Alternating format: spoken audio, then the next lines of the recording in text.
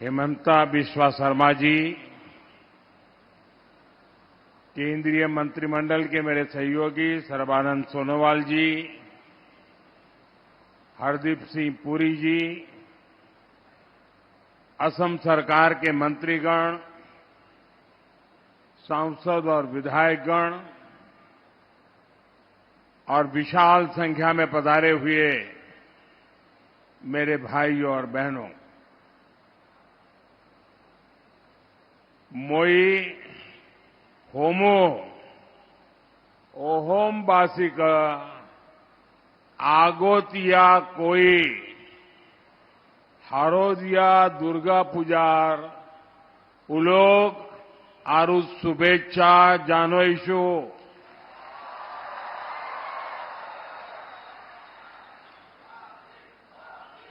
महापुरुष श्रीमंतो हंकर देवोर जन्मोत्सव उपलक्ष्यो गुरुजनार प्रति श्रद्धा निवेदन करेशु।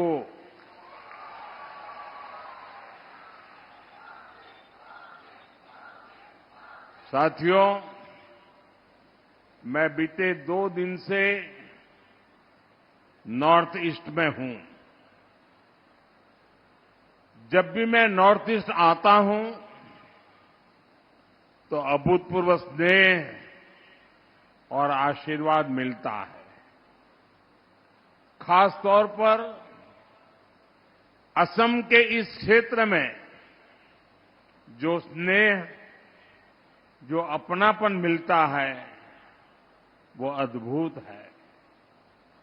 मैं आप सभी जनता जनार्दन का हृदय से बहुत बहुत आभार व्यक्त करता हूं। साथियों, विकसित असम, विकसित भारत की गौरव यात्रा के लिए आज का दिन बहुत महत्वपूर्ण है। आज करीब 18,000 करोड़ रुपए के प्रोजेक्ट असम को मिले हैं। थोड़ी देर पहले मैं दरांग में था। वहां मुझे कनेक्टिविटी और हेल्थ से जुड़े प्रोजेक्ट की नींव रखने का अवसर मिला है। अब यहां पर एनर्जी सिक्योरिटी से जुड़े प्रोजेक्ट्स का शिलान्यास और उद्घाटन हुआ है। ये प्रयास विकसित असम का रास्ता और मजबूत करेंगे। साथियों, असम भारत के ऊर्जा सामर्थ्य को बढ़ाने वाली धरती है। यहां से निकले पेट्रोलियम प्रोडक्ट देश के विकास को गति देते हैं। असम की इस ताकत को बीजेपी एनडीए सरकार नई बुलंदी तक पहुंचाने में जुटी है। इस मंच पर आने से पहले मैं पास में ही एक और कार्यक्रम में गया था। वहां बांस से बायो इथेनॉल बनाने वाले आधुनिक प्लांट का उद्घाटन किया गया है। ये असम के लिए बहुत गर्व की बात है। इथेनॉल प्लांट के लोकार्पण के साथ ही आज यहां पॉलीप्रोपिलीन प्लांट का शिलान्यास भी हुआ है। ये प्लांट असम में उद्योगों को बल देंगे, असम के विकास को गति देंगे, किसानों, नौजवानों सभी के लिए नए अवसर बनाएंगे। मैं आप सभी को इतने सारे प्रोजेक्ट के लिए बहुत बहुत बधाई देता हूं। साथियों, आज भारत दुनिया का सबसे तेजी से विकसित होने वाला देश है, जैसे जैसे भारत विकसित हो रहा है, वैसे वैसे हमारी बिजली की, गैस की, ईंधन की जरूरतें भी बढ़ रही है। हम इन चीजों के लिए विदेशों पर निर्भर रहे हैं। हम बहुत बड़ी मात्रा में कच्चा तेल और गैस विदेशों से आयात करते हैं और बदले में लाखों करोड़ रुपए हर साल भारत को दूसरे देशों को देना पड़ता है। हमारे पैसों से विदेशों में रोजगार बनते हैं, वहां के लोगों की आमदनी बढ़ती है। इस स्थिति को बदला जाना आवश्यक था। इसलिए भारत अपनी ऊर्जा जरूरतों के लिए आत्मनिर्भर बनने की राह पर चल पड़ा है। साथियों, हम एक तरफ देश में कच्चे तेल और गैस से जुड़े नए भंडार खोज रहे हैं, वहीं दूसरी तरफ ग्रीन एनर्जी के अपने सामर्थ्य को भी बढ़ा रहे हैं।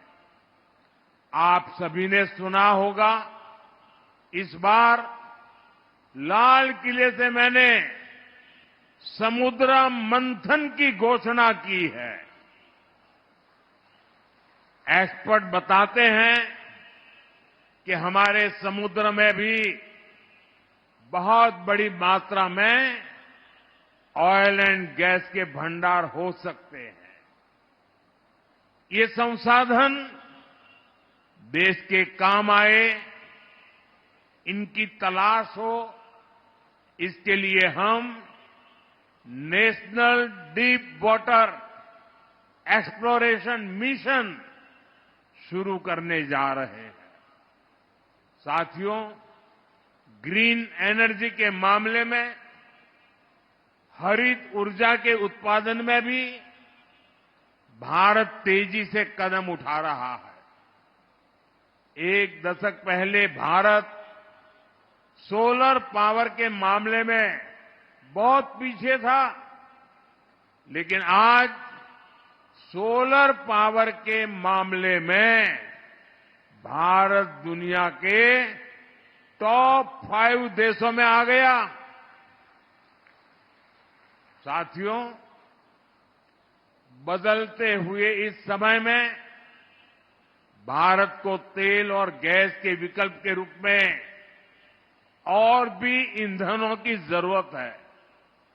ऐसा ही एक विकल्प है इथेनॉल। आज यहां बांस से इथेनॉल, बाम्बू से इथेनॉल बनाने वाले प्लांट की शुरुआत हुई है। इसका बहुत बड़ा फायदा असम के किसानों को होगा, मेरे ट्राइबल भाई बहन और परिवारों को होगा। साथियों, बायो इथेनॉल प्लांट को चलाने के लिए जरूरी बांस का इंतजाम भी किया जा रहा है। सरकार यहां के किसानों को बांस की खेती करने के लिए मदद देगी और बांस की खरीदी भी करेगी। ये बांस चिपिंग से जुड़ी छोटी छोटी यूनिट लगेगी। हर साल करीब करीब 200 करोड़ रुपए इस क्षेत्र में खर्च किए जाएंगे। इस एक प्लांट से यहां के हजारों लोगों को फायदा होगा। साथियों, आज हम बांस से इथेनॉल बनाने जा रहे हैं, लेकिन आपको वो दिन भी भूलना नहीं है जब कांग्रेस की सरकार बांस काटने पर जेल में डाल देती थी। वो बांस जो हमारे आदिवासियों की रोजमर्रा की जिंदगी का हिस्सा है, उसे काटने पर पाबंदी लगी हुई